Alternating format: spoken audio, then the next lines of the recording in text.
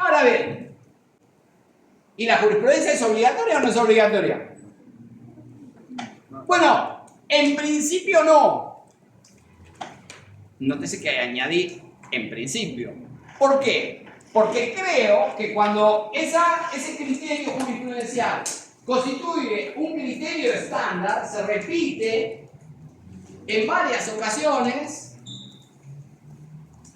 creo que pasa a ser un estándar obligatorio.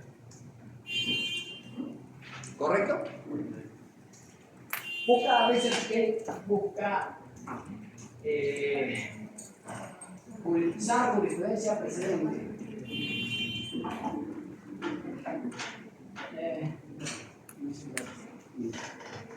Escribimos un libro con el decano y uno de los asuntos que analizamos en el inicio, escribe lo que te digo, compa. Claro, precedente. Para que te traiga el libro del decano, lo tengas que buscar allá. Ok, listo, eso.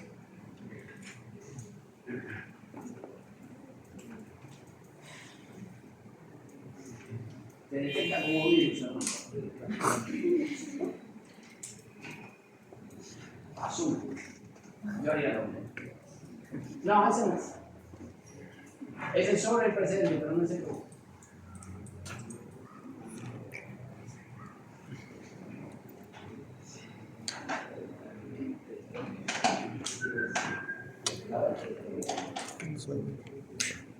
A ver.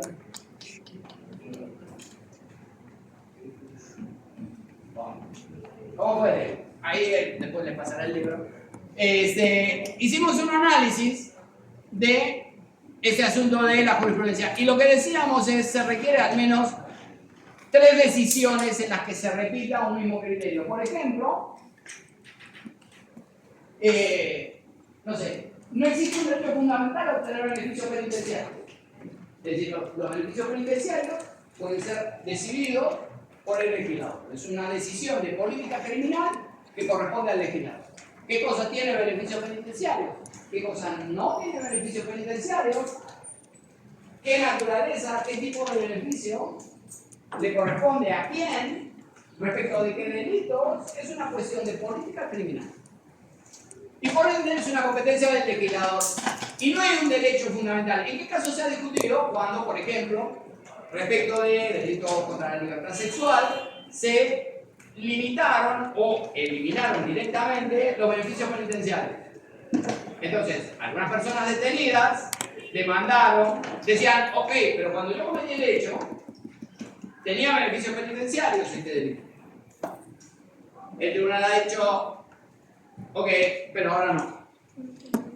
Y aplican las reglas del momento en el que los beneficios penitenciarios las aplican respecto del momento en el que lo pediste. La retroactividad benigna es en materia penal sustantiva, y no en materia de beneficio. Y además, y esto lo repetido 100.000 veces, no existe un derecho fundamental a obtener beneficios penitenciarios.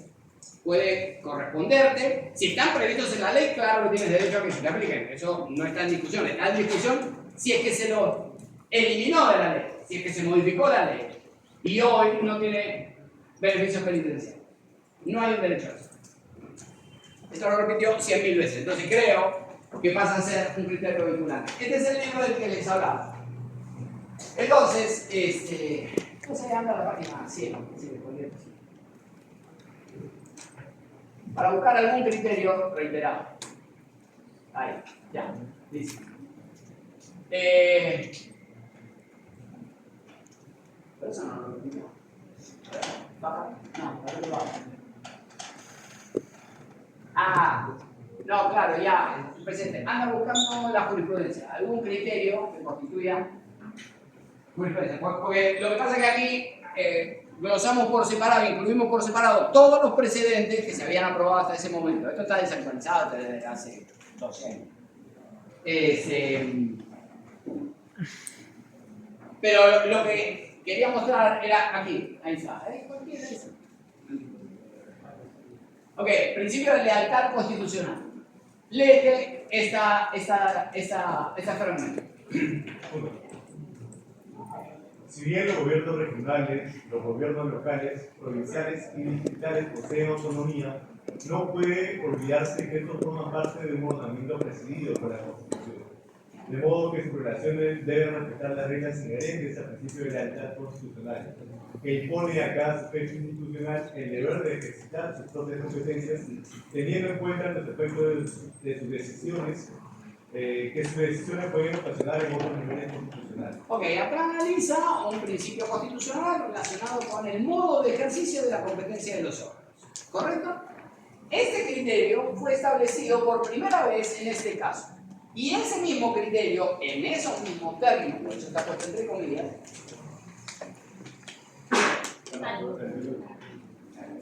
fue repetido en todos estos otros. Entonces, lo que sostenemos es que respecto de este criterio establecido por primera vez en aquella sentencia de aquí y repetido en todos estos casos, ¿sí? Me corrijo, no es esta la primera, sino aquella la primera. Aquella es la primera vez que lo dijo y estas son las repeticiones. Entonces, creo que esto constituye jurisprudencia vinculante. ¿Por qué vinculante? Porque es un criterio reiterado, es un criterio repetido del tribunal. ¿Esto está en la ley? No, no está en la ley. ¿Correcto?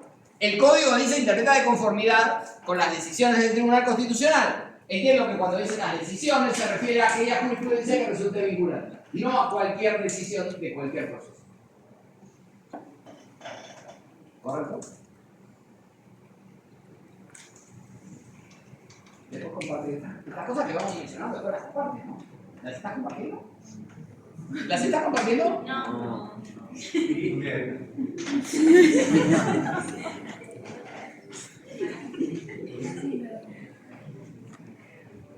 Si algún mérito tienen las clases en línea, es que esto lo hago yo inmediatamente de que muestro el enlace, copio el enlace, lo pego en el chat y sale inmediatamente. Así que, y luego queda en la conversación de Zoom, tienen no solo el video, sino el chat con todos los enlaces a todo lo que hablo. Entonces, si alguna ventaja tiene, esta sí es una ventaja de las clases en línea respecto de esta modalidad. Esta modalidad tiene la ventaja inherente de la interacción, ¿no? Pero, bueno, volvemos entonces a Salazar.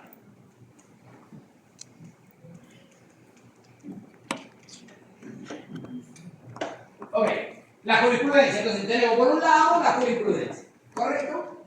Entendiendo por tal, decisiones del Tribunal Constitucional que constituyen doctrina, donde el Tribunal desarrolla una interpretación sobre algún principio constitucional, ¿sí? Y lo repite. Eso es lo que entendemos que constituye jurisprudencia o doctrina vinculante. ¿Está bien? 43. Fundamento 43. Por otro lado, con objeto de conferir mayor predecibilidad a la justicia constitucional, el legislador del Código Procesal Constitucional también ha introducido la técnica de precedentes en su artículo 7º del título preliminar al establecer que las sentencias del Tribunal Constitucional que adquieren la autoridad de cosa juzgada constituyen precedente vinculante cuando así lo exprese la sentencia, precisando el extremo de su efecto normativo.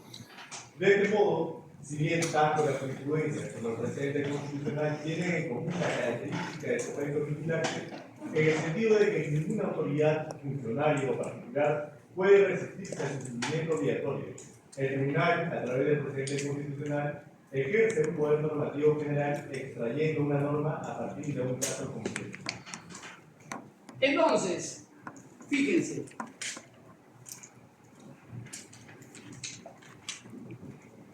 Dice el tribunal, tanto la jurisprudencia como el precedente tienen en común su efecto vinculante. Insisto, entendiendo por jurisprudencia, doctrina desarrollada y criterio reiterado, ¿verdad? Al menos eso es lo que nosotros entendemos que es algo que se refiere. Tienen en común su efecto vinculante y dice que el tribunal a través del precedente ejerce un poder normativo general. Dice en esta misma sentencia el tribunal que el precedente tiene prima facie los mismos efectos que la ley. ¿Correcto? Entonces, es una regla externalizada por un órgano jurisdiccional a partir de las circunstancias de un caso concreto que resuelve ese caso concreto, pero que luego de la decisión se establece que tiene un efecto obligatorio para todos, para los órganos del Estado y también para los particulares. ¿Correcto? Entonces, y ahora volvemos al código, habiendo explicado esto.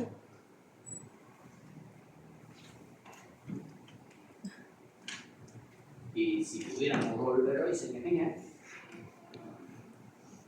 Ya ni sabe dónde está el código, pues. En fin. Ok. Muy bien. A esto se refiere lo de precisar el extremo de su efecto normativo. Porque es una regla que tiene prima facie los mismos efectos que la ley. Entonces, debe precisar el extremo de su efecto normativo, quiere decir cómo incide en el ordenamiento esta regla que tiene prima facie los mismos efectos que la ley. ¿Correcto? A eso se refiere con lo de que el tribunal debe precisar el extremo de su efecto normativo. A esto se alude con lo del efecto normativo. Y luego añade en el código que el tribunal debe formular la regla en la que consiste el precedente. No basta que, como en el caso que han leído, en el de Toledo, ¿no? El tribunal dice el segundo párrafo del fundamento 21, el fundamento 42, el fundamento X y el fundamento Z. Ok, eso era antes de este código. Lo que exige el código ahora es que además, como hizo el Salazar, el anterior sí lo había hecho. ¿Se acuerdan que había una regla sustancial, una regla procesal sobre el cobro de tasas y sobre el control difuso administrativo? Ahí identificó la regla. Ok, eso es lo que se exige en el nuevo código. Ese es el estándar. El tribunal debe formular la regla en la que consiste el precedente.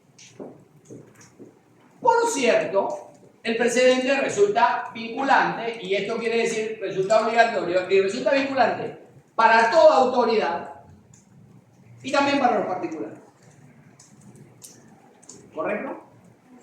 Esto incluye naturalmente a los jueces.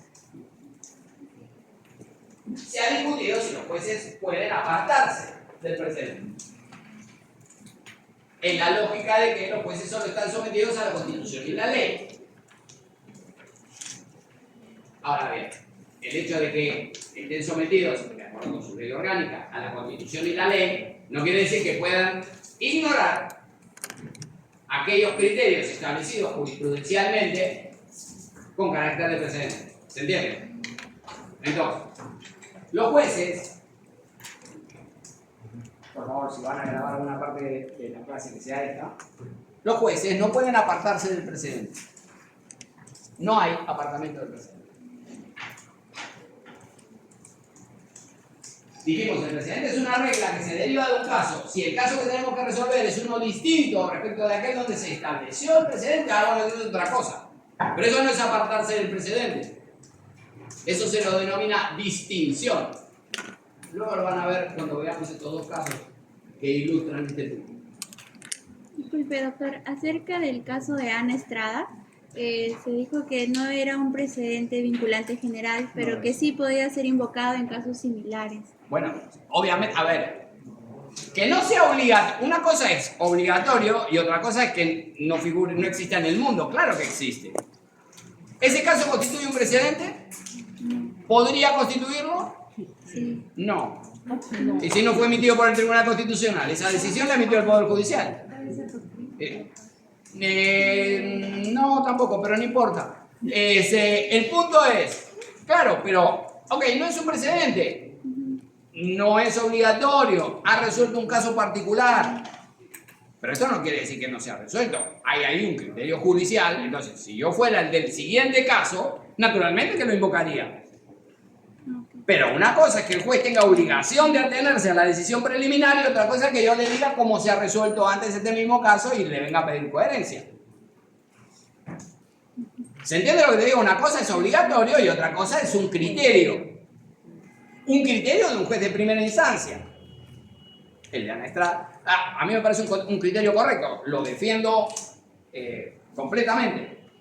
Pero lo que le quiero decir es un criterio, ¿llegó a la Corte Suprema? Sí, llegó a la Corte Suprema, pero en consulta, no hay una decisión de la Corte Suprema sobre el fondo del asunto, ¿se entiende? Lo que acabó es aprobando la consulta y diciendo, ya, el modo como está resuelto no vulnera derechos fundamentales, entonces queda. Y después de mil diligencias. Así que confirmó la consulta, por lo tanto no decidió el fondo del asunto. Así que ni siquiera fue resuelto por la Corte Suprema, fue resuelto por un juzgado de primera instancia. Y de primera instancia porque los órganos demandados no apelaron, consintieron la sentencia. Creo que eran el Ministerio de Justicia y el Ministerio de Salud, creo que eran los demandados. Lo cierto es que, sea quien fuere, estoy casi seguro que eran eso, pero sea quien fuere, no apelaron. Entonces es la decisión de un juez de primera instancia. Entonces, este caso constituye un antecedente, si usted quiere, pero de ninguna manera constituye un criterio obligatorio. Lo que yo te estoy hablando es de criterios obligatorios. Obviamente que toda decisión del Tribunal Constitucional supone un criterio interpretativo del órgano de control de la Constitución. No es nada, no es nada. Si usted encuentra su posición respaldada en decisiones del Tribunal Constitucional, bien. Si la encuentra respaldada en decisiones repetidas, diría que pasa a ser un criterio obligatorio en términos de jurisprudencia. Si el tribunal estableció ese criterio como precedente, entonces su criterio es impajaritable y es objetivamente obligatorio para los jueces, porque además así está expresamente establecido por el tribunal. Ha habido casos en los que el tribunal dice esto constituye jurisprudencia vinculante, pero digamos, no hay una obligación de hacerlo, hay casos en los que lo ha hecho, ¿no? Por ejemplo, búscame la sentencia de Pulucci. Creo que era 2014, no me acuerdo de qué año. Escribe Pulucci sentencia TC. Sí, así, pero con L. En vez de R, L. Pulucci. Ajá. Es 2214-2014. A ver, y buscar la parte resolutiva. Se trataba de atención prioritaria de adultos mayores. Correcto, para resumirlo así rápidamente. Sí. Bueno, muy bien, fundada la demanda, era un caso previsional, efectivamente. Dale. Dos. Se resuelve todo. Declarar que, a partir de la fecha de los fundamentos 20 y 30 de la presente resolución, constituyen doctrina jurisprudencial vinculante para todos los jueces y tribunales del país, de conformidad con el artículo 6 del título preliminar del Código Procesal Constitucional, debiendo aplicarse inclusive en los procesos judiciales en trámite o en etapa de ejecución, en lo que se encuentre por definir la forma de cálculo de las diferencias legales en materia pensional. Ok, aquí una anotación normativa. Esta referencia al artículo 6 se refiere no al artículo 6 actual. Entonces se refiere al artículo 6 del Código en el momento en el que estaba vigente, que es el tercer párrafo del artículo 7 que hemos leído. Ha habido un cambio normativo. Pero en lo demás es exacto. Lo que dice es, este criterio de atención prioritaria de adultos mayores es un criterio obligatorio. Constituye doctrina vinculante. En algunos casos lo ha hecho de esta manera. ¿Correcto? En algunos casos ha establecido su doctrina vinculante, que no es precedente. ¿Y cuál es la diferencia con el precedente? Bueno, ahora lo vamos a ver, entre otras cosas, la cantidad de votos que necesita. No es lo mismo contar con 4 magistrados, que son mayoría y serían suficientes para establecer jurisprudencia, que establecer un precedente que requiere 5. Si tienes 4, puedes establecer un criterio como jurisprudencia.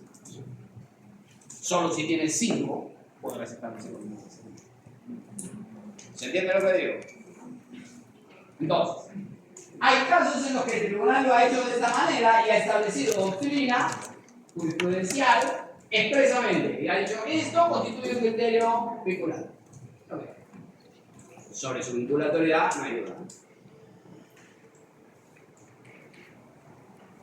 Por otro lado, tenemos las reglas establecidas con carácter de precedente.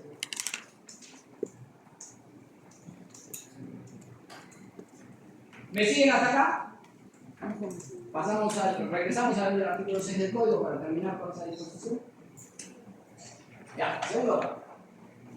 Espérate. Dije, los jueces no pueden apartarse, el tribunal sí. El tribunal puede cambiar de precedente. Lo ha hecho. Ha dicho, bueno, no se requiere motivar las decisiones de la Junta Nacional de Justicia. Dijo, ya a fines de los 90. En el 2004 dijo, no, espérate un ratito. Todos los órganos deben motivar sus decisiones y por lo tanto también la Junta Nacional de Justicia. Así que vamos a cambiar de precedente. Dijo en 3361-2004.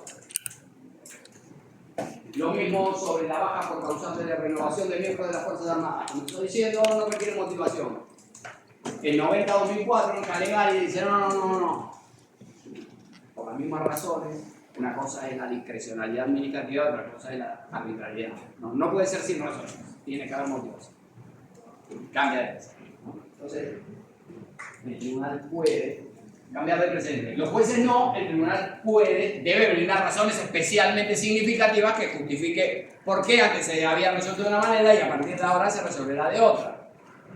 Decía el tribunal en Salazar, el precedente favorece la predecibilidad en el sentido de que los casos idénticos serán resueltos de la misma manera. ¿Se entiende? Doctor, Sí. ¿y esa modificación tiene que ser hecha por los mismos magistrados que lo hayan? No hace falta que sean los mismos. Sí, y es usual que haya criterios estándar, permanentes de alguna manera o repetidos. Y en todo caso, para que constituya doctrina no hace falta que sea el mismo pleno, pueden ser distintos. Al contrario, diría que si son distintos, viene a dar cuenta sobre la perdurabilidad del criterio. ¿Se entiende? Muy bien. Entonces el tribunal puede cambiar de precedente. Sí, lo que sigue, segundo. Para crear, modificar, apartarse o dejar sin efecto un precedente vinculante, se requiere la reunión del Pleno del Tribunal Constitucional y el voto conforme de 5 magistrados. Las decisiones del tribunal, de acuerdo con su ley orgánica, se adoptan por mayoría. ¿Correcto? El tribunal tiene 7 miembros, por ende mayoría son 4. ¿Correcto? Sin embargo, la ley orgánica y el código establecen algunas excepciones. Por ejemplo, para declarar fundada la demanda de inconstitucionalidad. Para declarar fundada la demanda de inconstitucionalidad se requiere 5 votos. Para establecer un precedente no basta con mayoría. Se requiere esta mayoría calificada. Y además, se lo requiere para establecer el precedente o para modificar su alcance, para dejarlo sin efecto o para cambiar el precedente. Vamos otra vez a Salazar. Porque el precedente constituye una regla que tiene prima facie los mismos efectos que la ley, pero no se emite de la misma manera que se emite la ley. ¿Correcto? El legislador, cuando quiere alcanzar alguna finalidad, me voy a reservar todo lo que estoy pensando sobre las finalidades del legislador. Ninguna tiene términos apropiados para la pero digamos, puede aprobar una norma para alcanzar el estándar que quiera establecer. Supongamos que quisiera aumentar la recaudación tributaria, entonces podrá aprobar un tributo nuevo, aumentar la alícuota de un tributo, disminuir exoneraciones, disminuir el mínimo no imponible. Todas estas medidas, cualquiera de ellas o todas juntas, tendrán un efecto en la recaudación tributaria. No necesita la ley dar cuenta de las razones. Las iniciativas sí, naturalmente, ¿no? Es decir, la iniciativa naturalmente tiene que tener una exposición de motivos. Pero las iniciativas, la ley, una vez que se adopta, una vez que se vota, en base a las razones que se discutieron, deja de tener parte considerable. La ley es el producto de la autoridad del representante de la soberanía, no tiene más que su propio texto, opera con su propia autoridad, ¿correcto? Entonces se discute sobre razones, pero la ley no tiene parte considerativa.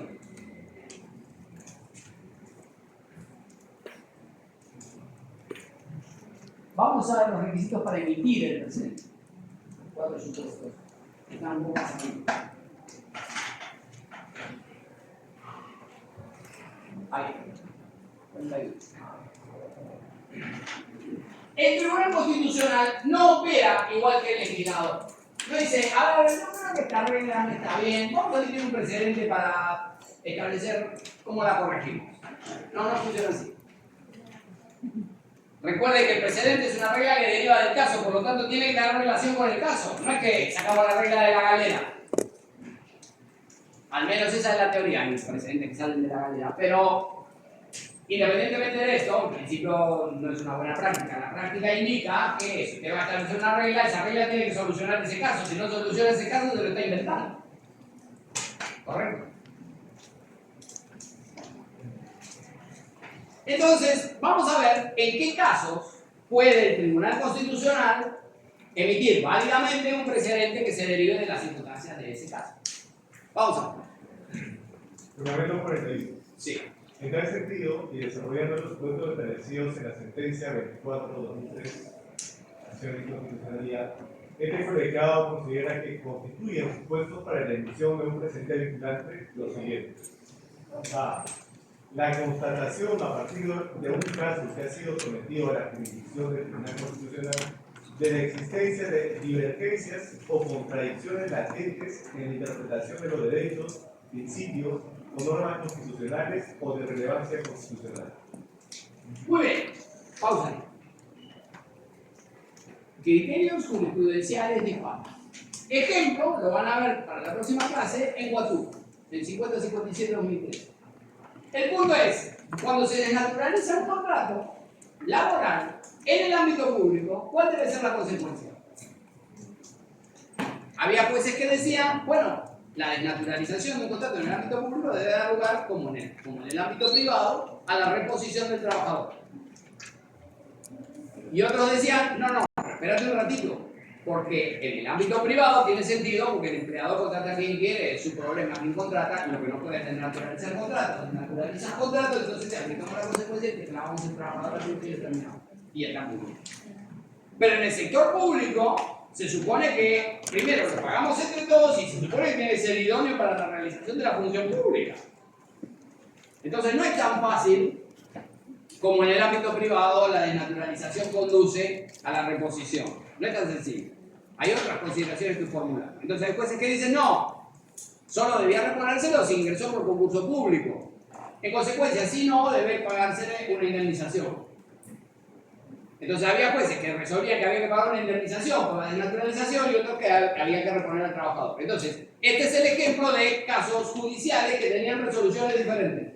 Mismo caso de naturalización de contrato en el sector público, diferente solución. Pagarle una indemnización o reponerlo. Ese caso justifica la emisión de un precedente. Ese precedente es ajeno.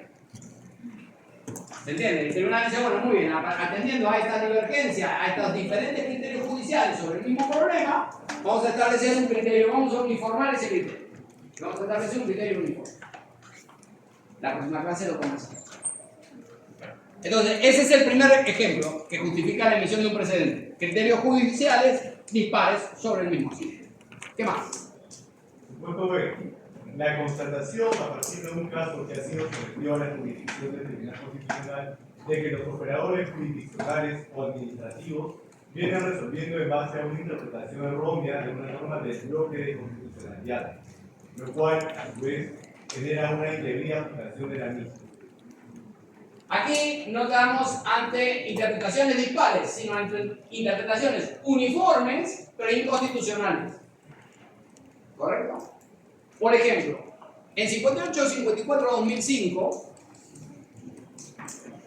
en Sana Pues. En Sana Pues, el tribunal dice, los órganos judiciales vienen resolviendo que la demanda de amparo contra resoluciones del Jurado Nacional de Elecciones es improcedente. Ok, los artículos 142 y 181 de la Constitución dicen efectivamente que las resoluciones del jurado no son revisables en sede judicial. Ahora bien, no son revisables en sede judicial quiere decir, uno, no procede el proceso contencioso administrativo y dos, no proceden medios impugnatorios. Pero eso no puede querer decir no procede el amparo, porque si quisiera decir no procede el amparo, entonces habría al menos un supuesto en el que pudieran vulnerarse derechos sin remedio. Y esto no se condice con la lógica del Estado constitucional. Por lo tanto, la interpretación de que realizaban uniformemente los juzgados constitucionales, de que no procedían las demandas contra resoluciones del jurado de amparo, contra resoluciones del Jurado Nacional de Elecciones, era una interpretación inconstitucional. ¿Correcto? Entonces, con carácter de precedente, en 58-54-2005, el tribunal corrige ese criterio. Y dice, no son revisables, quiere decir, no son impugnables y no pueden ser sometidas a proceso contencioso administrativo. Lo que no quiere decir que no pueda plantearse nada. Sin embargo, en los amparos no podrá afectarse el cronograma electoral. Eso es lo que está en discusión en el caso que tiene pendiente ahora el jurado en la competencia, que era 5-2025, ¿no? En 5-2025 CC, el jurado, lo preguntaré porque trabaja en el jurado, tiene en discusión este asunto de competencia. En relación con la inscripción del partido del señor Duvernay Rodríguez.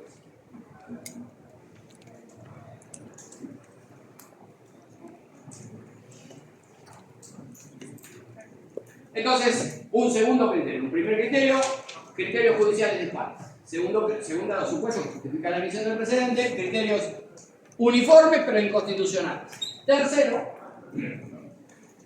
B. Cuando en el marco de un proceso constitucional de tutela de los derechos, el tribunal constata la inconstitucionalidad manifiesta de una disposición normativa que no solo afecta al reclamante, sino que tiene efectos generales que suponen una amenaza latente para los derechos fundamentales. En este supuesto, al momento de establecer el precedente vinculante, el tribunal puede proscribir la aplicación a procesos de base o de importancia de la disposición o de determinados sentidos interpretativos derivados del mismo. O puede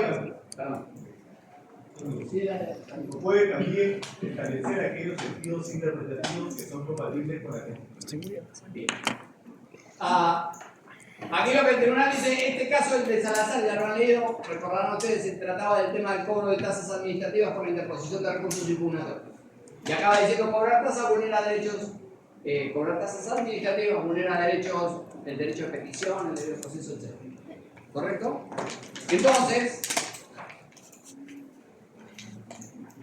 no se vulnera el derecho a la libertad de petición si es que se lo cobraban solo al señor Salazar. No era una particularidad del caso del señor Salazar. A cualquiera al que le cobren tasas se vulneraría el derecho a la libertad de petición. Y no importaba si era la municipalidad de Surquillo o cualquier otro órgano administrativo, daba igual a los efectos. Entonces, en este caso, como explicaba en la sentencia del caso, el tribunal dice, bueno, aquí hay una afectación general. Si resolviéramos este caso y nos limitáramos a declarar fundada la demanda, habríamos resuelto sin duda el caso del señor Salazar. Obviamente a él no le cobrarían tasa, tramitarían su recurso sin la tasa, perfecto. Pero luego eso implicaría que cada uno de los demás a los que sí les cobraran la tasa, después vengan. No tiene mucho sentido, ya que constatamos que la vulneración sería la misma. Aquí la vulneración no se produce por una circunstancia particular del caso de este señor, sino que es un problema relacionado con la estructura misma de la norma. En consecuencia, cuando exista este supuesto de afectación general, puede el tribunal recurrir a la técnica del precedente para generalizar el efecto de la sentencia. ¿Se entiende? Entonces, ¿cuándo puede recurrir al precedente? Caso 1, interpretaciones judiciales dispares. Caso 2, interpretaciones uniformes constitucionales. Caso 3, aplicación general. Caso 4, apartamiento del precedente. Léelo.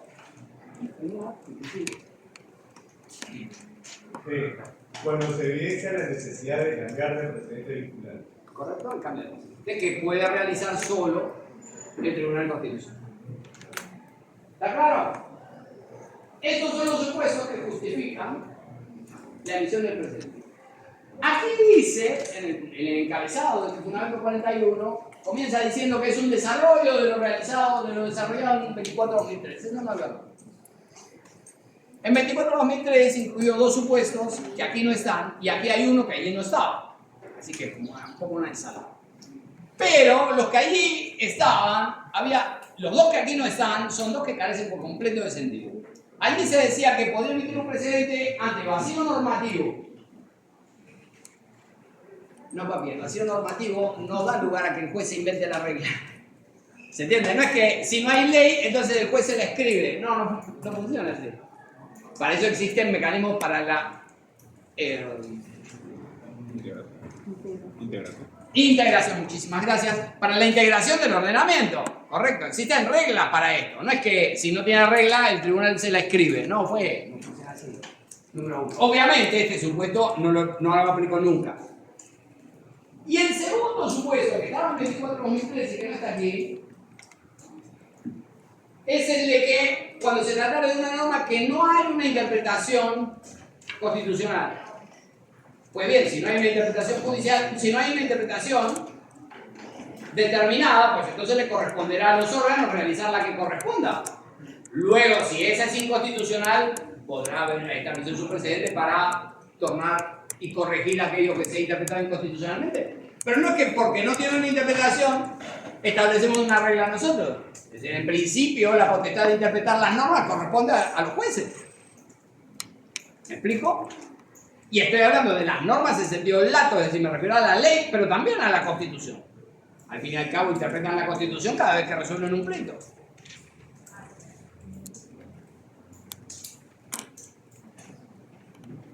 ¿Correcto? Vamos al artículo 6 para terminar el último párrafo, que fue modificado, ¿no?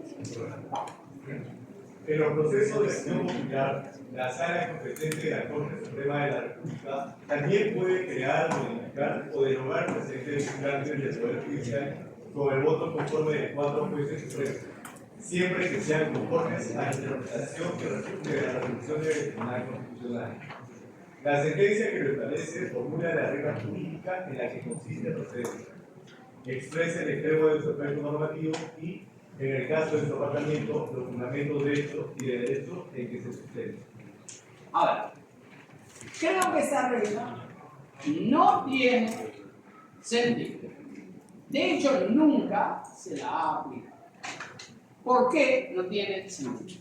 Diferenciamos aquí los procesos de tutela de derechos de los procesos de control normativo, ¿verdad? El proceso de acción popular es un proceso de tutela de derechos o es un proceso de control normativo. De control normativo. En conclusión, ¿es un proceso de control abstracto o es un proceso de control concreto? Abstracto. Lo que está en discusión es la constitucionalidad o legalidad del reglamento, no el caso de Juan de Pedro del Diego. Entonces, si no hay caso, ¿cómo va a establecer usted un precedente? Si no hay caso concreto, entonces, ¿cómo podrá establecer una regla? El precedente era una regla que se derivaba de las circunstancias de un caso y que venía a resolverlo. Entonces, me parece que es muy difícil, el papel aguanta todo, pero me parece que es lógicamente difícil explicar cómo es que en un caso que no hay, en un proceso en el que no hay caso, establecemos una regla con carácter de precedente. ¿Correcto? Entonces, y además esto está limitado, la decisión de la Corte Suprema pudo ser, en los casos en los que la Corte Suprema declare fundada la demanda. Pues si la Corte Suprema declara fundada la demanda de amparo, no llega a conocimiento del Tribunal Constitucional y queda firme. Entonces, perfectamente pudo haber sido, si es que querías abrir la puerta a que la Corte Suprema estableciera precedentes, podrías haberlo hecho de esa manera. ¿Se entiende lo que digo? En aquellos casos en los que la Corte Suprema extiende una demanda, que por cierto no va a llegar a conocimiento del Tribunal porque el Tribunal conoce solo de las denegatorias, por mandato de la Constitución, no porque yo me lo haya inventado y no hay ninguna interpretación. Pero sin embargo, optó por el único proceso que no llega a conocimiento del Tribunal Constitucional. Esa es la lógica de por qué está aquí. Pero digamos, me parece que es muy difícil concebir el caso, digamos, el supuesto en el que sin caso vayan a establecer un precedente. En fin, ¿cómo fue? En los procesos de acción popular, la sala competente de la Corte Suprema puede crear, modificar o derogar precedentes, y acá requiere 4 porque son 5. O sea, así como requiere 5 de 7 en el tribunal, requiere 4 de 5 ante la Corte Suprema. Y por último, resuelve un problema que se discutió mucho en la formulación anterior. Esta es la versión modificada. ¿Qué pasa si el precedente de la Corte Suprema se encontraba en conflicto con el del Tribunal Constitucional? Había una discusión, acá el legislador la viene a resolver. ¿No? Digamos, puede establecer precedentes siempre que sean conformes con la interpretación que resulte de la resolución del tribunal. Okay. Entonces, si hay un precedente del tribunal y el de la Corte Suprema no puede emitir uno que se encuentre en conflicto. Ya. Entonces, esto viene a resolver las discrepancias que pudieran existir entre el precedente de uno y otro. ¿Está claro? Para la próxima clase, además de esto, no hemos mencionado el caso de Toledo y es una pena porque es un caso muy bonito. Creo que lo deberíamos comentar la próxima clase junto con el me parece que está bien, son interesantes las reglas, se refieren a casos que tienen algún tipo de actualidad respecto de investigaciones, de qué se puede someter a procesos de investigación parlamentaria, a qué se refiere el artículo 97 de la Constitución cuando se refiere a asuntos de interés público. Me parece que es bien interesante. Así que la próxima clase vamos a tratar, aunque sea brevemente, porque tenemos el asunto del precedente, vamos a ver esto del apartamiento y vamos a ver un poco las reglas que estableció en el caso de Toledo. ¿Qué nos queda? En el título preliminar creo que nos queda, bueno, salvo la República, una referencia a lo del control de convencionalidad. ¿Cómo?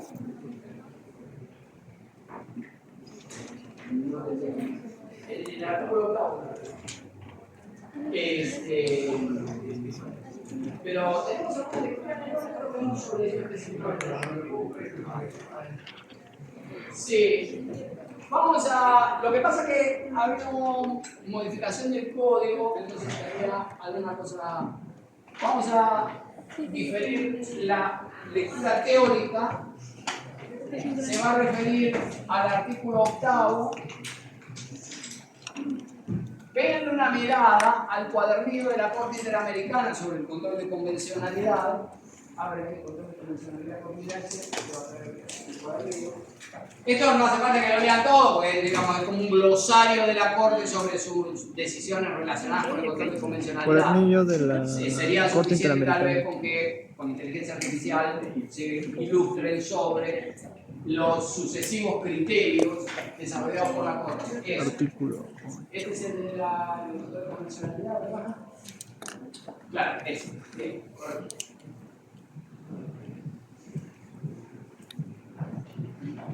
Esto para tener un poco la idea de cómo ha interpretado la Corte Interamericana el control de convencionalidad. ¿Correcto?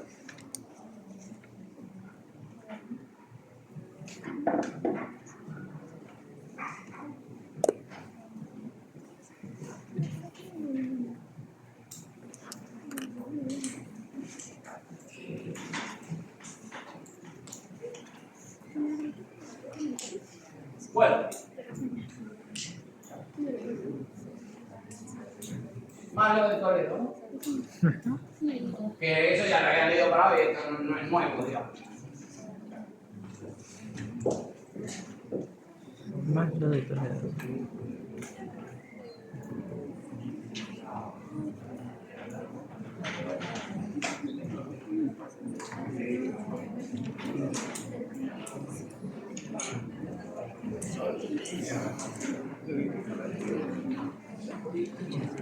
Acá le pongo mera revisión y eso es lo que puede ser eventualmente objeto del control de lectura de la Corte. Bueno, muy bien. Cuando tengo que hablar, vamos a hacer el respectivo control de lectura sobre el texto. ¿Otro control? Cuando